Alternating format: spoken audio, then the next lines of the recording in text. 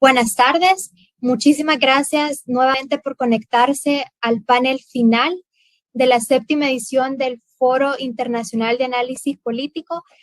A lo largo de estos 2 días hemos contado con conferencistas y panelistas de gran prestigio internacional y con moderadores de gran prestigio nacional, y hemos conversado sobre una serie de temas que son sumamente relevantes, sobre todo por el contexto que actualmente experimenta la región latinoamericana. Así que nuevamente queremos agradecer la constancia de cada uno de ustedes para acompañarnos, y sin más quiero dar paso oficialmente al inicio del 4º panel titulado Los organismos hemisféricos y la defensa internacional de la democracia, el cual tengo el gusto de estar moderando. En ese sentido, quiero presentar a Carolina Jiménez, presidenta de la Oficina de Washington de Latinoamérica, a Juan Pablo Pozo, especialista de la Secretaría para el Fortalecimiento de la Democracia de la Organización de los Estados Americanos, y al doctor Peter Heiking, presidente honorario de Diálogo Interamericano. Carolina, Juan Pablo, doctor, nuevamente muchísimas gracias. Es un gusto para nosotros que nos acompañen, y sin más, quiero cederle la palabra a Carolina para que podamos iniciar con las impresiones. Recuerde que tiene 10 minutos. Arrancamos, Carolina. Muchas gracias. Muchas gracias, Natalia, por la amable presentación y bueno, por supuesto, muchísimas gracias a FUSADES por haber organizado este foro que bueno, ya está en su séptima edición y que reúne una cantidad importante de pensadores, de activistas y de personas que están debatiendo los temas más importantes de la región. Yo no quiero empezar esta breve presentación sin antes expresar un profundo sentimiento de solidaridad para con ustedes en FUSADES, pero para toda la sociedad civil salvadoreña. Creo que desde distintos lugares donde nos encontramos, vemos con muchísima preocupación el incremento, ¿no?, en las acciones que buscan cerrar el espacio cívico, y en ese sentido, pues no solamente nuestra solidaridad, sino también nuestro compromiso de seguir acompañándoles en esta lucha, ¿no?, por los derechos humanos y la democracia en El Salvador. Así que bueno, espero que sepan que siempre cuentan con nosotros. Creo que eso me trae, ¿no?, muy bien a lo que nos ocupa, ¿no?, en este panel, y es hacer unas breves reflexiones sobre lo que es el rol de los organismos hemisféricos en la defensa, ¿no?, en la promoción de la democracia. Y yo creo que lo primero que, bueno, obviamente, y ya llevamos 2 días de discusiones en este sentido, pero no cabe duda, ¿no?, de que estamos viviendo en la región latinoamericana como tal un momento de graves retrocesos democráticos, ¿no? Y creo que esa tiene que ser la base para un análisis sobre el rol de los organismos hemisféricos. O sea, no estamos, ¿no?, trabajando o debatiendo o reflexionando en tiempos de abundancia democrática, sino todo lo contrario. Entonces creo que lo primero que habría que decir es justamente que en un momento en donde en diferentes países de la región hay graves retrocesos democráticos, los organismos hemisféricos cobran una relevancia diferente, porque se constituyen, ¿no?, como los foros o los lugares en donde las y los ciudadanos, usualmente organizados, ¿no?, en diferentes instituciones de la sociedad civil, pueden buscar, ¿no?, un espacio de denuncia, ¿no?, de incidencia para mostrar, o incluso de visibilización para mostrar las realidades de sus propios países. Y en ese sentido, ¿no?, creo que hay que hablar entonces de cuáles son, o sea, cuáles son los roles que juega o que incluso podría jugar mejor los organismos hemisféricos. Yo creo que no quiero entrar en hablar de todos los que hay, porque hay diversidad, y tienen roles distintos, ¿no? Creo que probablemente hay un consenso en que la Organización de Estados Americanos sigue siendo el organismo regional con mayor alcance, ¿no?, tanto político como en materia de protección de derechos humanos, comparado con otros organismos que obviamente son muy importantes, como el Mercosur, por ejemplo, pero que son, no sé, o el SICA, o la gran diversidad de organismos subregionales que tienen roles diferentes, ¿no? Pero como la idea es debatir sobre lo hemisférico, entonces me quiero concentrar en eso, ¿no?, un poco más en el rol de la Organización de Estados Americanos.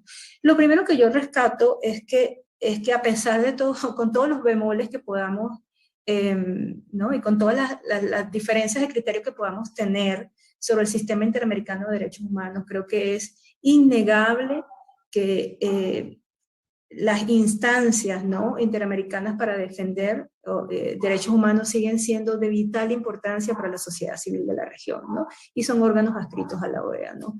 Tanto el Instituto Interamericano de Derechos Humanos como la Comisión Interamericana de Derechos Humanos y la Corte propiamente dicha siguen siendo, ¿no?, las instancias a las que recurrimos desde la sociedad civil cuando en nuestros propios países la justicia se vuelve la justicia y la defensa de los derechos humanos se vuelve un bien inalcanzable.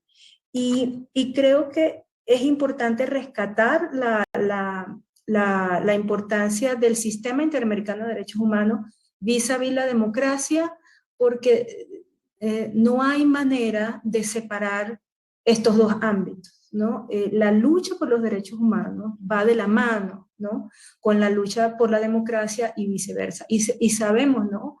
Además, por experiencia histórica en América Latina, que cuando se erosiona la democracia, se erosiona también la posibilidad de garantizar eh, y, y promover los derechos humanos en los países donde la democracia o está en juego o termina siendo totalmente erosionada. Entonces sí creo que una de las cosas más rescatables de lo que es propiamente la Organización de Estados Americanos o el órgano hemisférico par excellence, es que todavía cuenta con un sistema de protección de derechos humanos que ha sido atacado de forma sistemática por diversos grupos de países o diversos países, que continúa teniendo, hay que ser honesto, ¿no? Grandes desafíos para su operatividad, pero que sigue siendo un espacio tremendamente importante, insisto, para la sociedad civil y para las víctimas de violaciones de derechos humanos en el continente. Ahora, ya veo allí el reloj.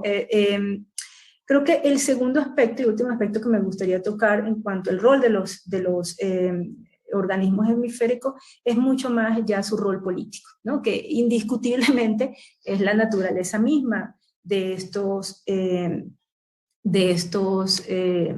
órganos, y creo que en esto creo que todos por igual tienen una característica, ¿no? Y es que son el espejo de las contradicciones, ¿no? Y de las diferencias que existen en el escenario político de la región, ¿no? Y cuando hablo de las contradicciones o cuando hablo del escenario político, hablo, ¿no? De una región que continúa siendo, por supuesto, muy desigual, y cuando hablo de desigualdad no hablo solamente de la igualdad socioeconómica, sino también de la desigualdad en términos, ¿no?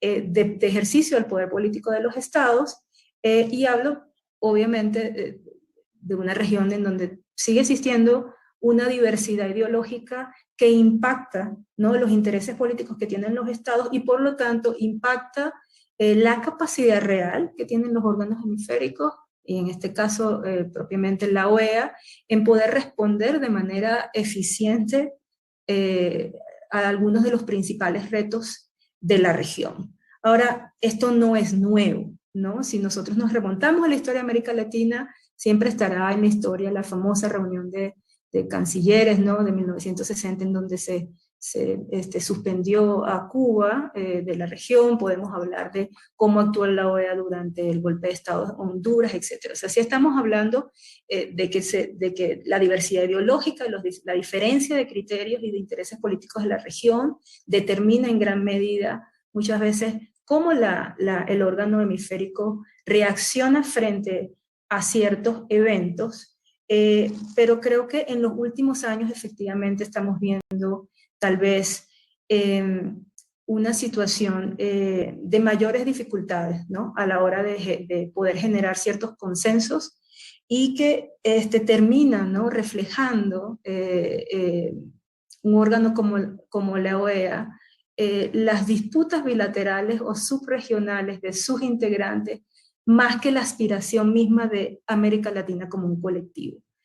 No son, como dije desde un inicio, no son tiempos fáciles, pero creo que es el lado que, si bien tenemos que seguir en la lucha por fortalecer el sistema interamericano de derechos humanos, ¿no? Que, como insistía, es, ¿no? Un espacio de gran importancia para la sociedad civil, cuando al mismo tiempo nos toca desde la sociedad civil demandar también desde el rol político que tienen, ¿no? Los organismos hemisféricos, que siendo un foro regional tendrían que aspirar, ¿no? A construir consensos colectivos basados no en los intereses individuales o grupales de ciertos países, sino a los principios propios, ¿no? Ya sea de la Carta Interamericana o de cualquier otro instrumento fundacional que tengan. Entonces, bueno, con esto concluyo mis palabras, porque ya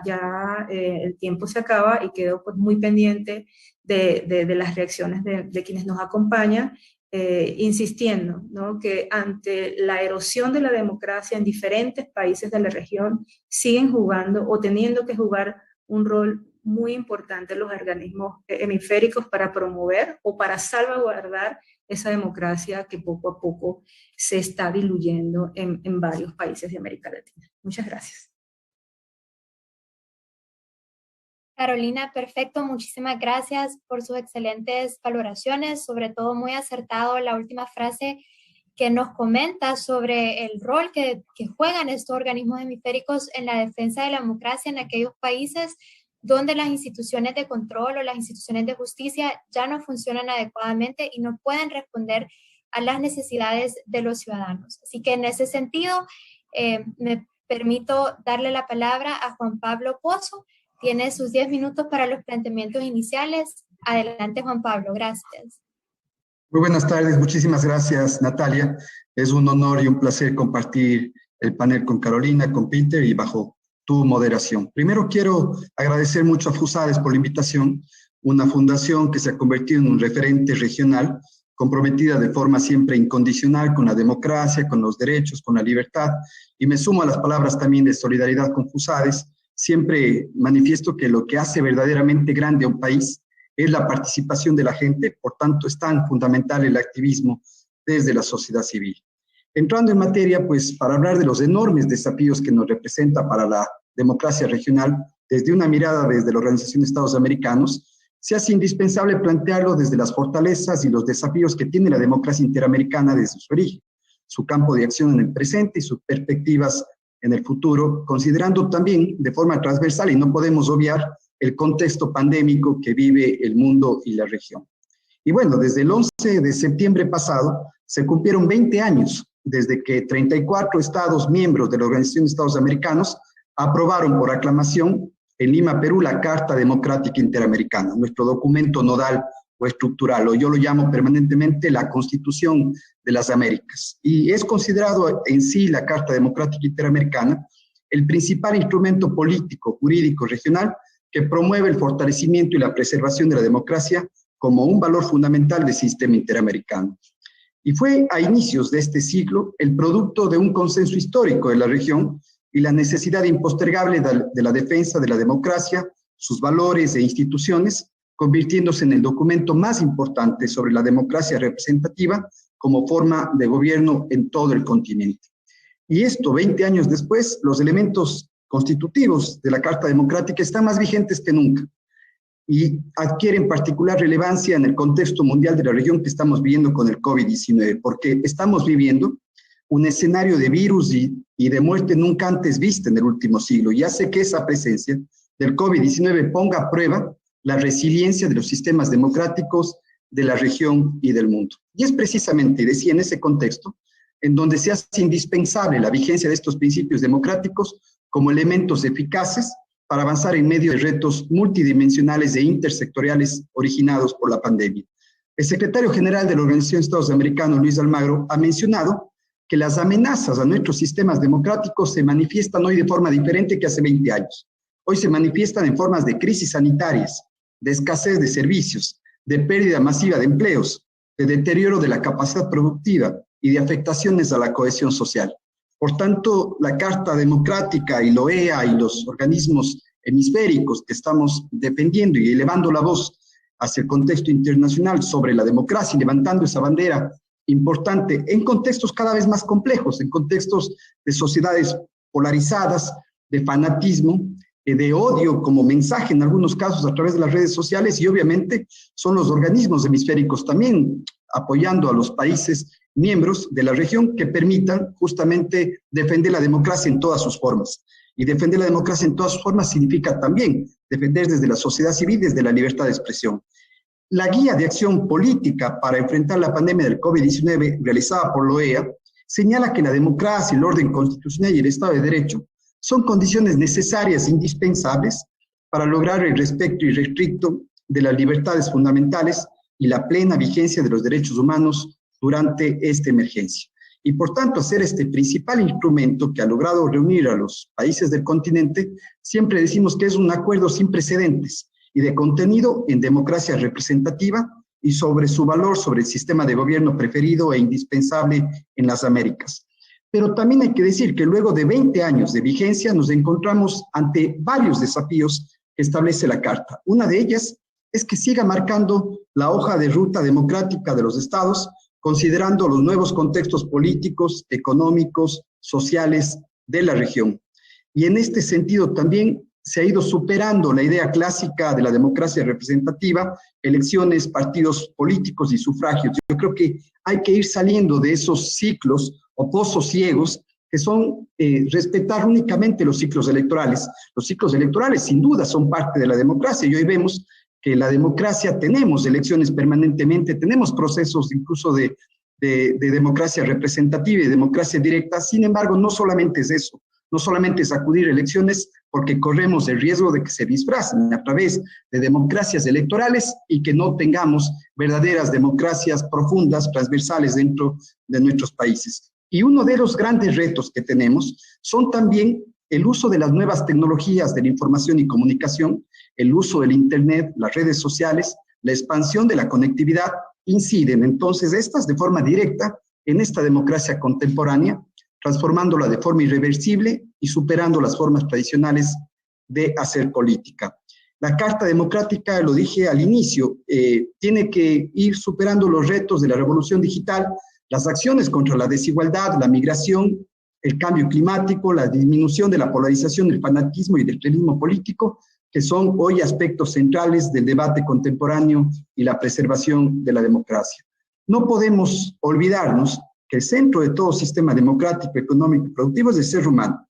Es el principio y el fin de todo. Por eso nuestros esfuerzos deben estar orientados en el fortalecimiento de sociedades humanistas, democráticas, con conciencia social, por sociedades diversas e incluyentes, en donde exista espacio para todas las voces, garantizando el pleno ejercicio de los derechos y de las libertades. La democracia es diálogo, es compartir y entendernos entre lo diverso, pero también es elevar la voz, y por eso significa que debemos estar atentos al gran peligro que representa que aparezca mimetizado en la mitad de la crisis la nefasta presencia del totalitarismo, del autoritarismo y el populismo, junto con la erosión de los derechos fundamentales. Hoy por hoy, las amenazas a la paz y a la seguridad están rápidamente cambiando. Nuestros países no temen a las guerras, sino a las nuevas amenazas a la paz que constituyen un serio desafío a la estabilidad, como por ejemplo la corrupción, decía, la exclusión social, las desigualdades, el desempleo y el narcotráfico, que se han convertido en verdaderas pandemias. Definitivamente la democracia, los derechos, las libertades nunca pueden estar en cuarentena. Este es un punto de quiebre histórico de la humanidad y es preciso la activación de todos los mecanismos de participación y observación ciudadana para evitar el quebranto de los derechos fundamentales y cuidar nuestra libertad. América Latina y el Caribe como región y sus países se encuentran ante un desafío que presenta también la oportunidad histórica de repensar el contrato social, colocando entonces, como decía hace un momento, al ser humano en el centro, un contrato social que sirva para incluir a los excluidos y encontrar el proyecto político, económico, social, medioambiental que convierta a la tercera década de este siglo en una región de igualdad, democracia y bienestar. Es importante también mencionar que la democracia, a pesar de que cada vez tenemos más personas viviendo en democracia, hoy según los últimos estudios del Latinobarómetro hablamos de más de 4 billones de personas viviendo en democracia. Y eso significa, entonces, decía hace un momento, que justamente en estos datos que tenemos de América Latina, pero tenemos ciudadanos insatisfechos a sus demandas, desencantados con las grandes desigualdades económicas y movilizados multitudinariamente a través de las redes sociales. Pero hay datos no menores. La democracia sigue en crisis, sin duda alguna. Latinobarómetro, en su último estudio que salió hace pocos meses, hace un par de meses, hablaba de que todavía al menos la mitad de los latinoamericanos apoya la democracia. Menos de la mitad de los latinoamericanos apoya la democracia. Hay un 13% que apoya el autoritarismo y un 27% que le es indiferente. Solo el 6% dice que en su país hay democracia plena. La mayor parte de la población declara que la democracia en su país tiene grandes problemas. Desde el 2013 viene subiendo la insatisfacción para la democracia, del 51% al 70% en el 2020, después de alcanzar su punto más alto en el 2018 con un 72%. Desde hace décadas la percepción en América Latina es que no se gobierna para las mayorías, El 73% cree que el país está gobernado por unos cuantos grupos poderosos en su propio beneficio y un 22% para el bien del pueblo. Y para ir finalizando por el tema del tiempo, las instituciones peor evaluadas en las democracias latinoamericanas son los partidos políticos. En 8 países de la región hay un 10% o menos de confianza en los partidos políticos. La percepción de aumento de la corrupción también sigue subiendo año a año y el 46% de la región dice que debe votar siempre y un 31% dice que hay que hacerlo, pero que también hay que protestar. Por tanto, creo que el gran reto y el gran desafío de la región es justamente el gran lema que establece la organización, que es más derechos para más gente, y me parece que ese es el gran desafío que tienen que precautelar también los organismos internacionales. Muchísimas gracias.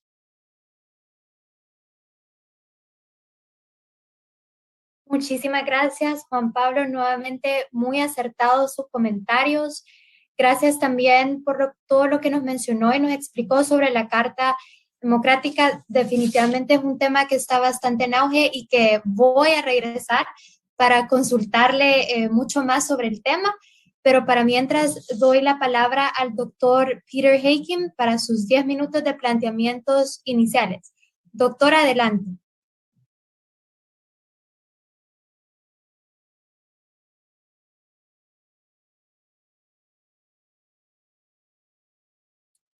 Hello, ¿puede escuchar?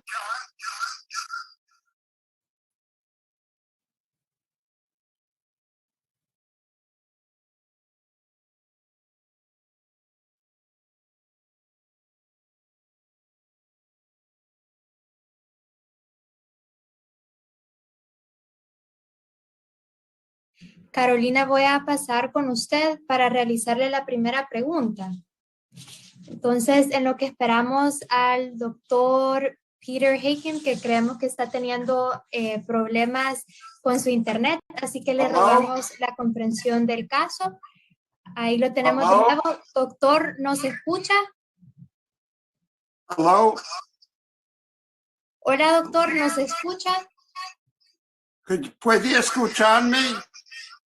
Sí, doctor, lo escuchamos. Ya, yo voy a apagar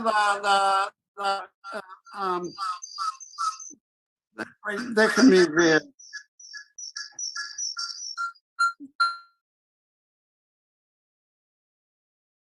¿Lo escuchamos, doctor?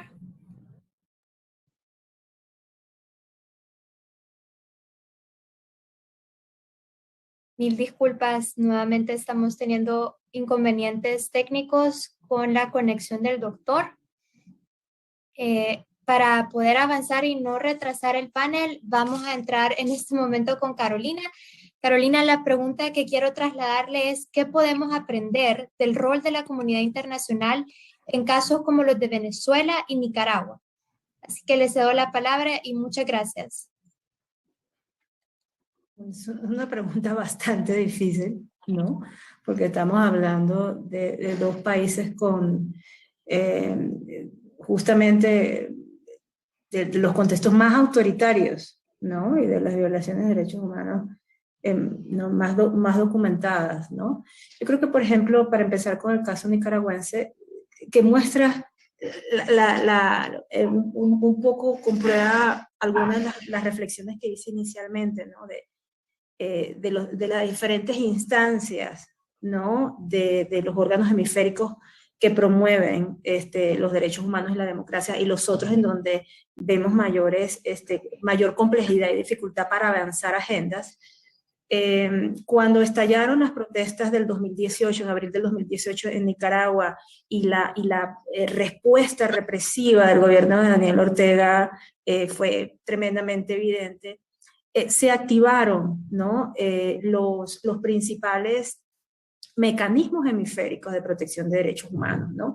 Y además se logró, ¿no? La creación de un grupo interdisciplinario para estudiar y documentar las violaciones de derechos humanos que estaban ocurriendo en el país y que, bueno, ocurrieron en varios momentos del 2018. Ese grupo, el GIE, ¿no?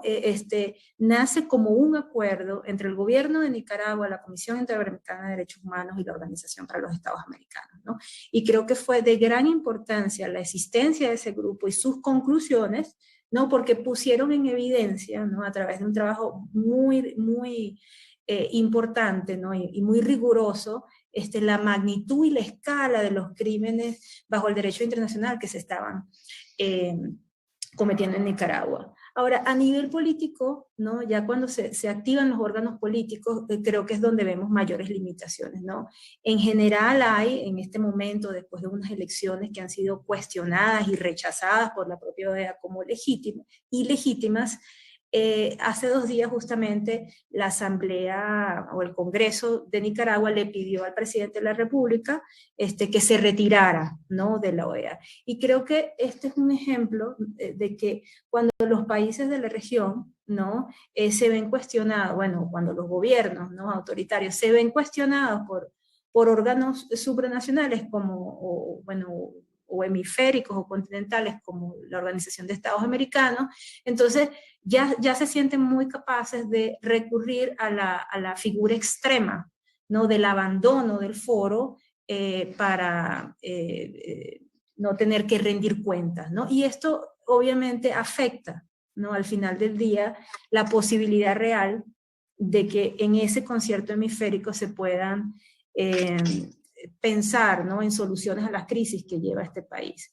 Porque en el caso de Venezuela la situación es diferente, pues porque si bien dentro del seno de la OEA y la propia Comisión Interamericana había una denuncia constante sobre las graves violaciones de derechos humanos que han ocurrido en el país, la respuesta del gobierno de Maduro nuevamente fue la del retiro, ¿no? Que es la actitud contra la rendición de cuentas que tienen los gobiernos en contextos muy autoritarios frente a órganos internacionales que les exige, ¿no? Rendir cuentas.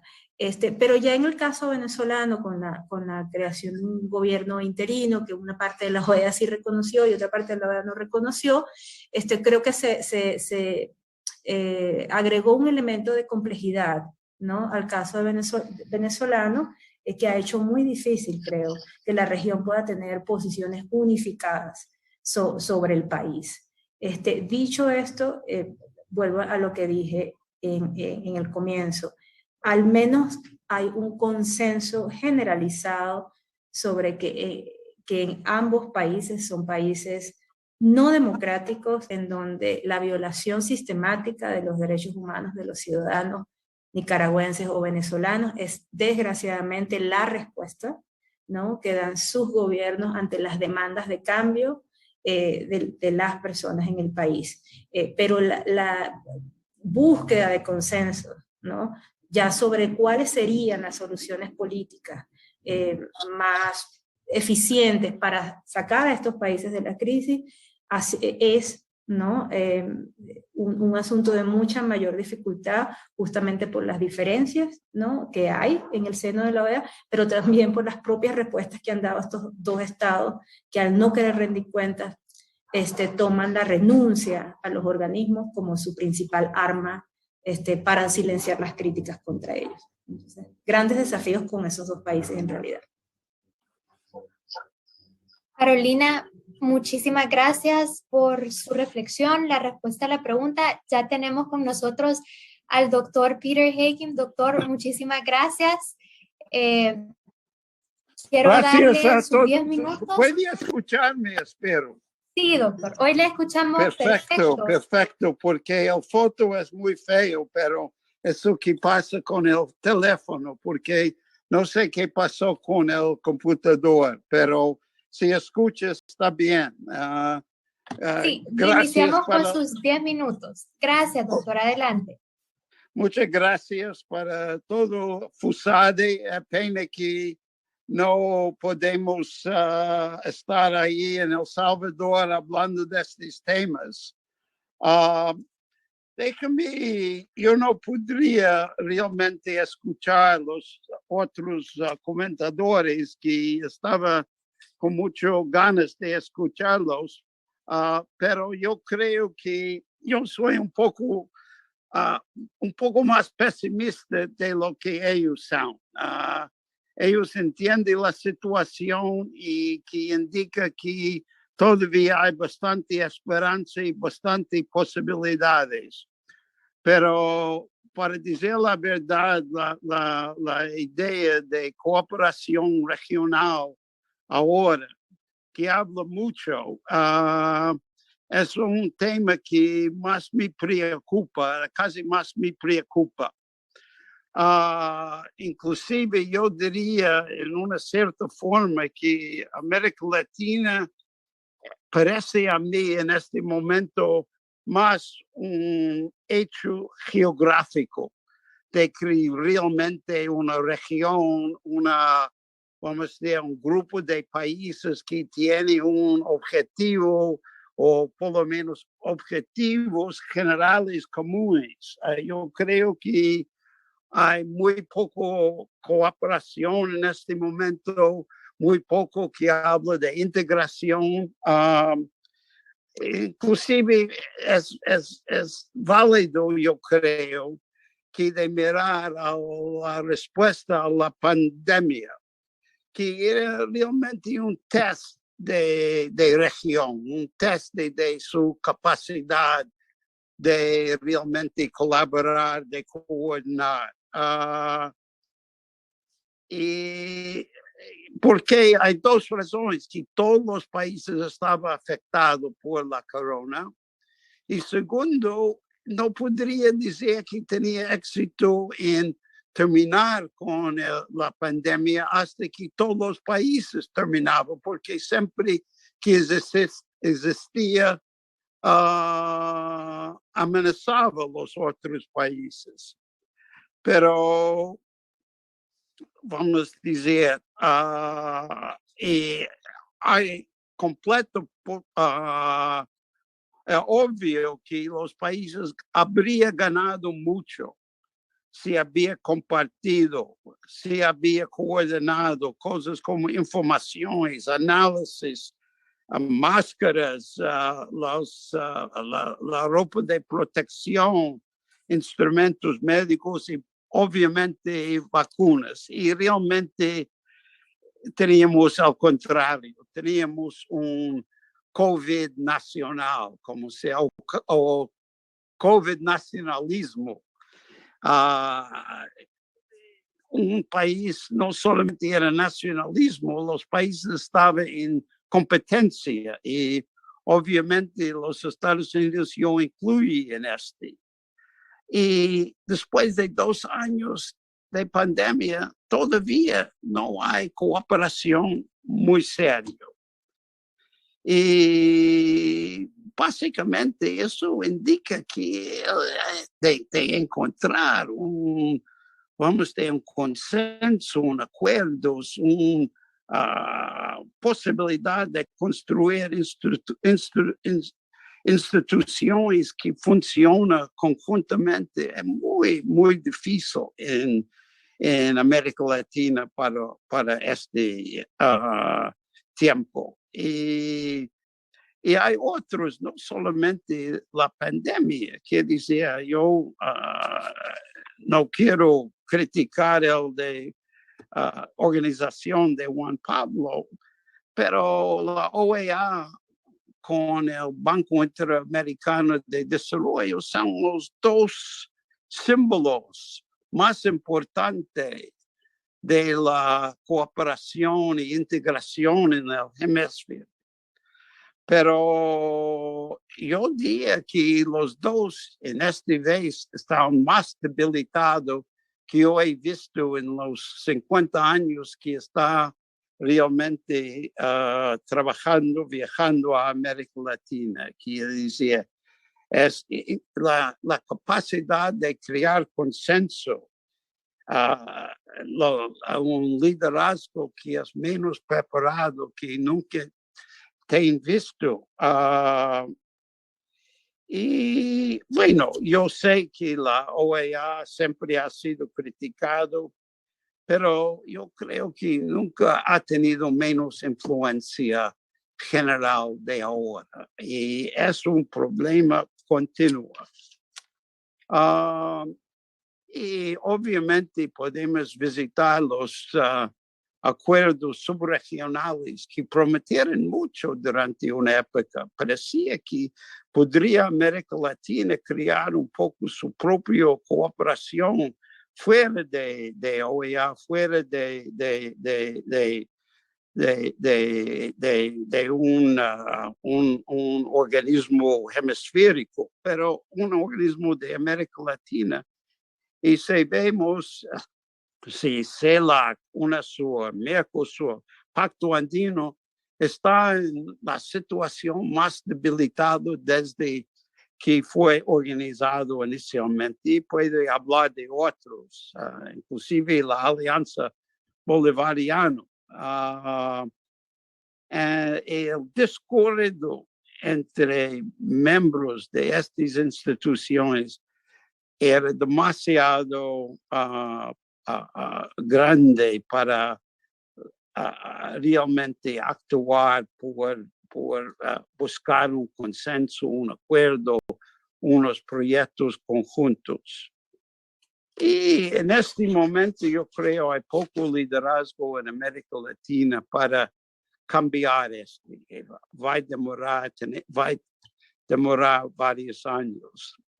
Y vamos a decir también, la región ahora, para sumarizar un poco, está dividido, polarizado y enfocado en sus problemas domésticos, y hay poca atención a cualquier cooperación, no importa el tema. Y también está paralizando los Estados Unidos.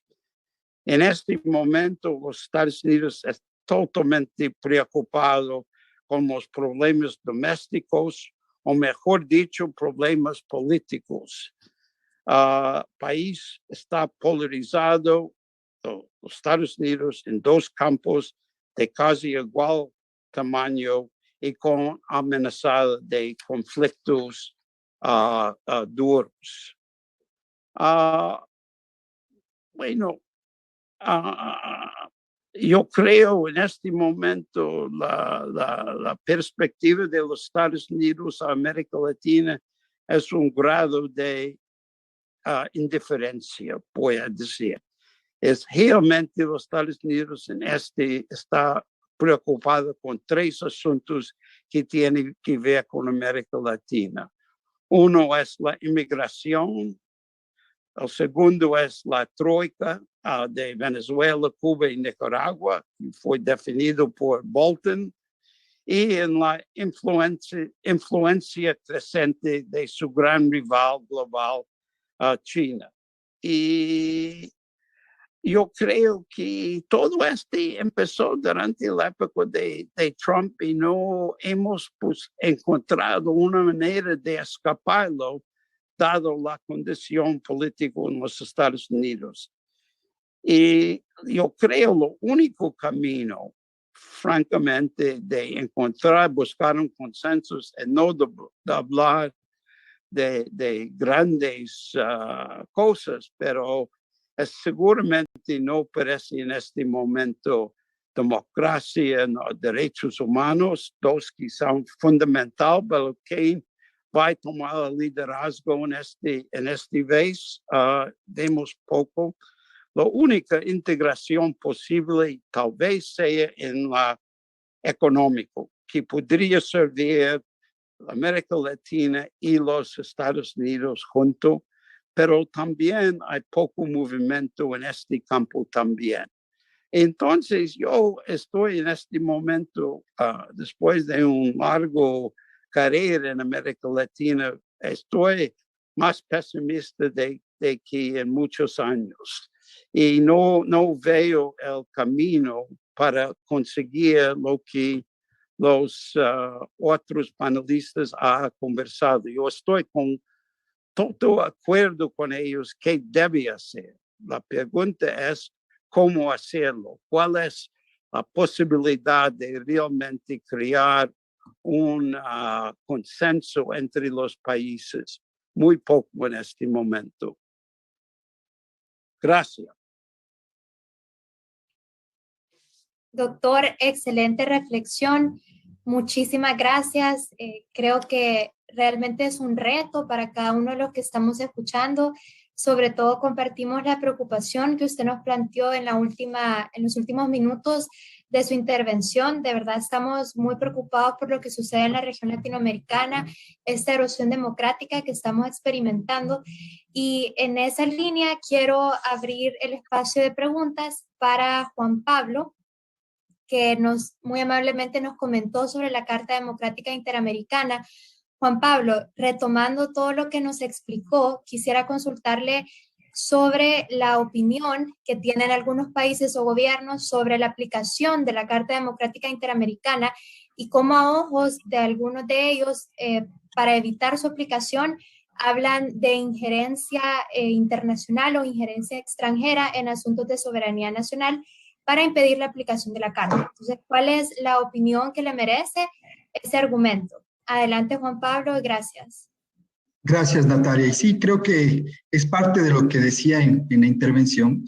Sin duda, la Carta Democrática Interamericana es un documento base, nodal, estructural, que ha permitido durante estos 20 años justamente estar al tanto de lo que significan los problemas que señala la democracia. Y hoy, decía hace un momento, me parece que es clave pensar los nuevos desafíos que tiene la Carta Democrática Interamericana y que tienen los países y la democracia de la región. Me parece que sigue determinando con claridad el norte, no es un documento que ha perdido vigencia, tanto es así que hace apenas 11 días, si ustedes ven en la Asamblea General de la Organización de Estados Americanos que se dio en Guatemala, aprobó una resolución que declara que las elecciones presidenciales del 7 de noviembre en Nicaragua no fueron libres, justas o transparentes y carecen de legitimidad democrática. Y esto fue aprobado por 25 países. Tenemos también 7 países que se abstuvieron y un voto en contra. Es decir, la misma Carta Democrática, donde se establecen los desafíos, donde se establecen los retos, donde se establecen también las cláusulas democráticas, me parece que es un ejercicio de un gran consenso democrático que inició a inicios de este siglo y que obviamente establece en líneas bases, puntos de partida.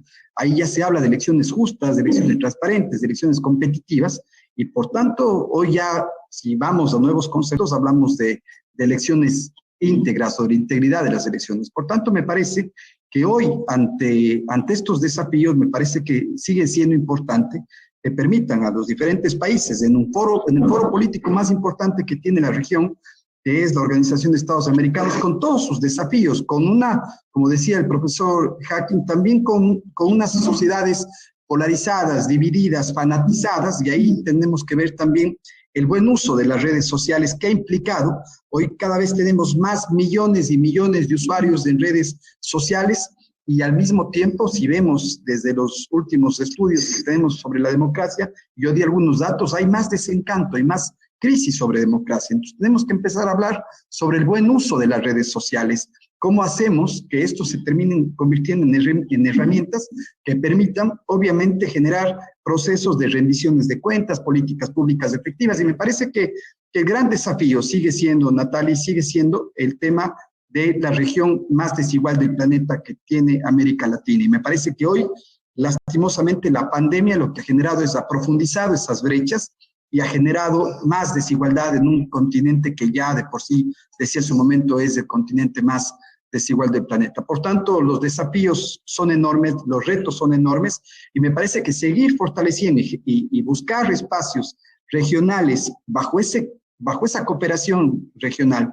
Hoy no podemos pensar que a esta pandemia se puede sobrevivir sin cooperación regional, y me parece que ahí la OEA y los demás foros hemisféricos tienen un enorme desafío, porque solo de esto se puede salir de forma solidaria, de forma conjunta, y me parece que hoy los países tenemos que buscar también ese tipo de liderazgos resilientes que privilegien el consenso, el que polariza, paraliza, y me parece que esa es una frase importante. No tenemos entonces espacio en la región para que exista justamente países que no estén dispuestos a colaborar entre los diferentes países, generando entonces condiciones democráticas para la gente. Y me parece que ahí está el gran reto y el gran desafío que tenemos los demócratas de la región. Muchísimas gracias.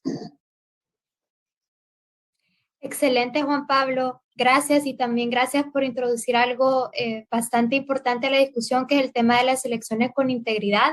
Definitivamente debería de ser una prioridad para nosotros como ciudadanos poner atención a los procesos electorales futuros y tener en cuenta que no únicamente debemos de decir que vivimos en democracia solo por tener elecciones en el sentido estricto de la palabra, sino que deben de ser elecciones con integridad, que sobre todo cumplan con ciertos requisitos que permitan que se respete la voluntad popular, pero que también contemos con un árbitro electoral que sea completamente independiente, entre otras cosas. Así que agradezco muchísimo su intervención y quiero cederle la palabra al doctor Heikim para hacerle la última pregunta de esta sección, y ¿es la defensa de la democracia en las Américas una prioridad a largo plazo, tanto para demócratas como para republicanos? Doctor, estamos ansiosos de escuchar su respuesta. Muchas gracias. Bueno, yo en este momento no puedo ser muy optimista sobre la posibilidad que realmente América Latina ocupa un lugar importante en la política externa de los Estados Unidos, que hay algo especial.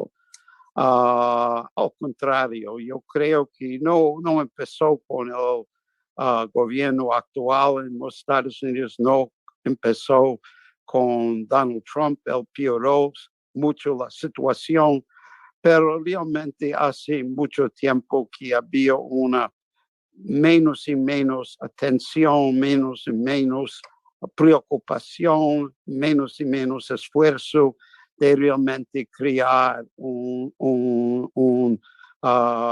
a decir, una región, un intercambio, una coordinación. Y yo creo que vamos a tener que aprender a vivir, yo creo, sin una colaboración grande. Los países tienen que realmente en América Latina encontrar sus propios parceros, sus propios personas con quien podría cooperar, pero no estas instituciones interamericanas, etcétera. Yo dudo que puede realmente continuar siendo el centro de la relación.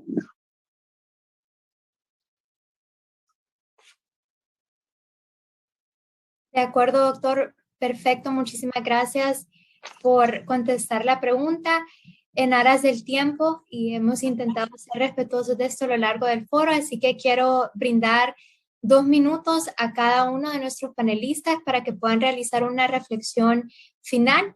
Así que comienzo con usted, Carolina. Adelante. Muchas gracias, Natalia. Yo creo que es difícil, ¿no? No responder a las siempre provocadoras reflexiones del profesor Peter Heikim.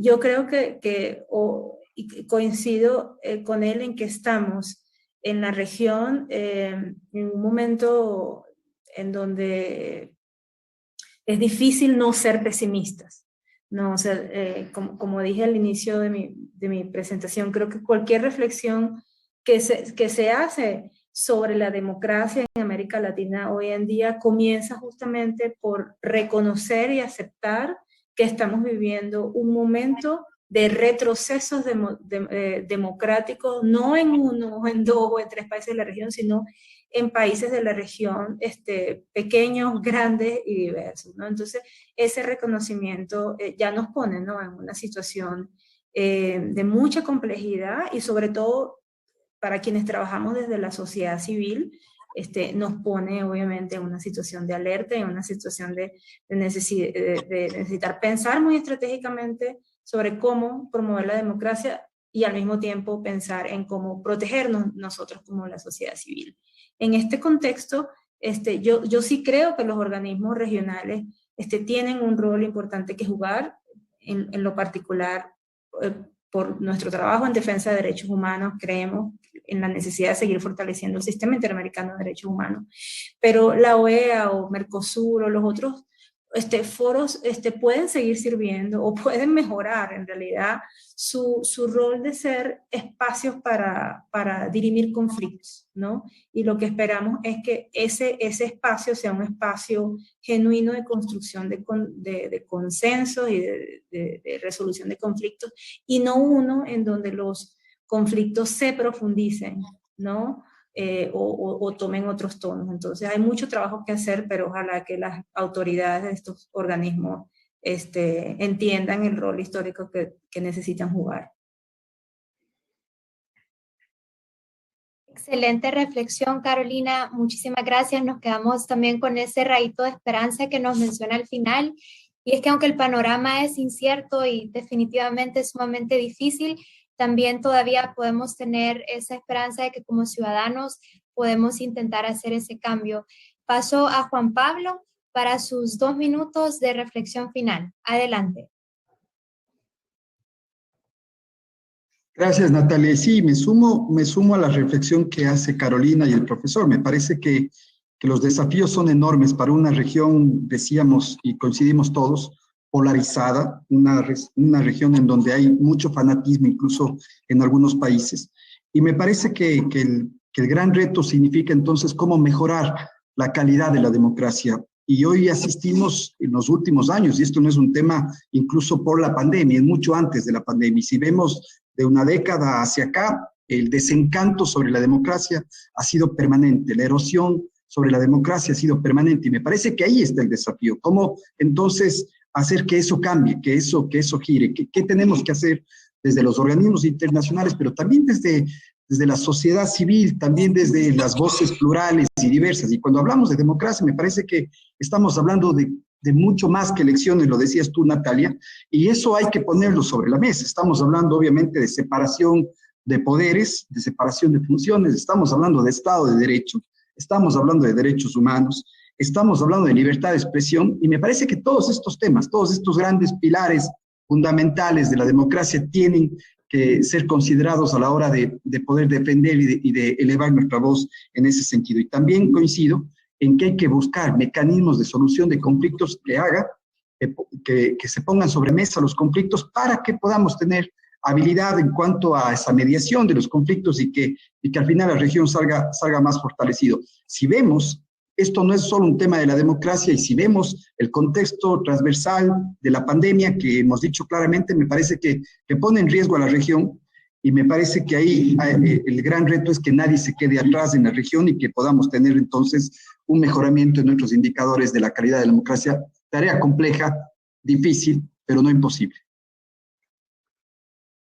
Gracias. Así es, Juan Pablo. Muchísimas gracias. Definitivamente no imposible, aunque sí con un camino un poco complicado, pero definitivamente el rol de estos organismos internacionales, estos organismos hemisféricos en la defensa de la democracia es clave, tal como lo hemos estado escuchando de cada uno de ustedes. Doctor Heikim, le cedo la palabra para sus minutos de reflexión final. Adelante. Gracias. Bueno, yo no estoy de desacuerdo con los otros panelistas. Inclusive, yo todavía tengo un cierto nivel de optimismo que un día que va a salir el sol de nuevo. Pero no veo, vamos a decir, prácticamente cómo va a aparecer hasta por lo menos que realmente los países dejen de mentir cuando habla de sus relaciones exteriores, cuando habla de lo que está haciendo adentro, cuando la política en todos los estados casi no todos, casi todos, América Latina no es un lugar de intercambio de ideas en una forma honesta. Y yo incluyo mi país también. Es vamos a decir, que decían, no, cuando habla de América Latina, habla con un cierto nivel de realmente mentira, que no es como está la relación con América Latina. Cuando la primera vez que Blinken habló de América Latina, habló cooperación sobre la pandemia. ¿Cómo podría un poder como los Estados Unidos hablar de una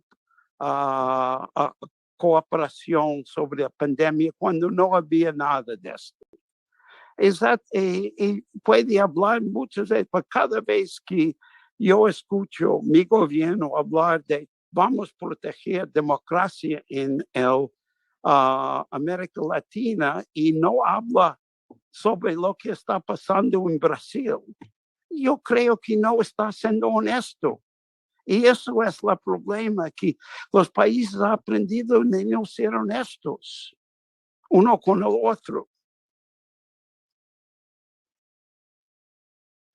Ya. ¿Aló?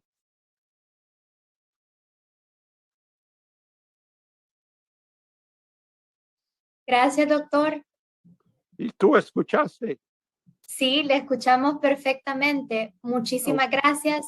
Con esto damos por finalizado oficialmente el cuarto panel del Foro Internacional de Análisis Político. Nuevamente quiero tomarme el tiempo para agradecer a cada uno de los panelistas, conferencistas, moderadores y sobre todo a nuestros asistentes que han estado con nosotros durante los últimos 2 días, donde hemos podido reflexionar sobre temas de gran importancia para la región latinoamericana y sobre todo para El Salvador, como el deterioro democrático, la corrupción, su relación con el populismo, cómo fortalecer el Estado de Derecho frente a las amenazas autoritarias, el ciclo electoral de 2019 a 2021, y ahora finalizamos con el rol de los organismos hemisféricos en la defensa internacional de la democracia.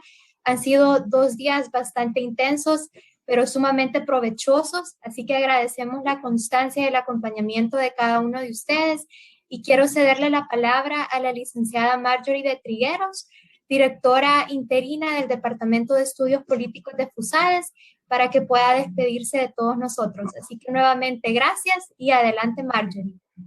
Muchísimas gracias, Natalia. Qué cierre más maravilloso hemos tenido del FIAP, séptima edición. Gracias, Carolina. Gracias, Juan Pablo. Gracias, doctor Heikem. Ha sido realmente gratificante escucharlos. Y como les decía, pues hemos llegado al final de nuestra séptima edición del Foro Internacional de Análisis Político, conocido como FIAP. En nombre del Departamento de Estudios Políticos de FUSADES, queremos darle las gracias a todas las personas que nos han acompañado en estos 2 días. Nos ha llenado de alegría ver que más de 100 estudiantes de diferentes universidades del país han estado presentes. Realmente eso nos llena pues, de mucho orgullo saber que los jóvenes han dicho nos interesa cómo está América Latina y nos interesa cómo está nuestro país. Así que también queremos agradecer a nuestros conferencistas de lujo que compartieron su conocimiento, sus valores democráticos con nosotros en un momento de retos en América Latina. Gracias también a nuestros moderadores nacionales que nos honraron con su presencia. En estos 2 días del FIAP hemos logrado ver con la lupa de la ciencia política que lo que está pasando en El Salvador es parte de una tendencia en América Latina y en el mundo. Vemos poblaciones que no se benefician de los avances económicos y sociales, que sienten que las élites se llevan la tajada más grande y que pierden la confianza por ello en las instituciones.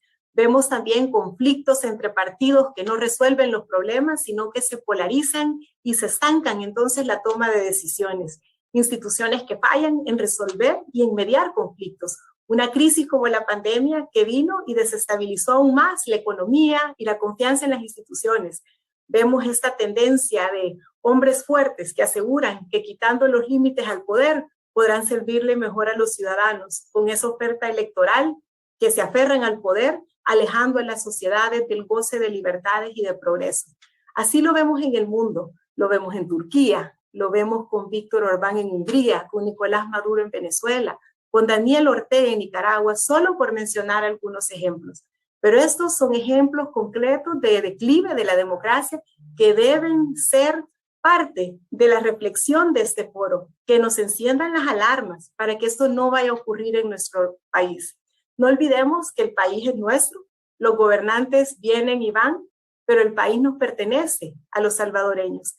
Y por ello es que quiero cerrar con el pensamiento de Margaret Mead, que nos recuerda que nunca dudes que un pequeño grupo de ciudadanos pensantes y comprometidos pueden cambiar el mundo. De hecho, son los únicos que lo han logrado. Así que, para cerrar, en nombre de FUSADES, queremos invitarlos a ser parte de ese grupo de defensores de nuestra democracia para asegurar un presente y un futuro en libertad y en progreso donde nadie se quede atrás. Y nunca olvidemos que la historia de nuestro país está en nuestras manos. Que Dios los bendiga a todos y que Dios bendiga también a nuestro querido El Salvador. Gracias por acompañarnos y todo lo mejor para ustedes.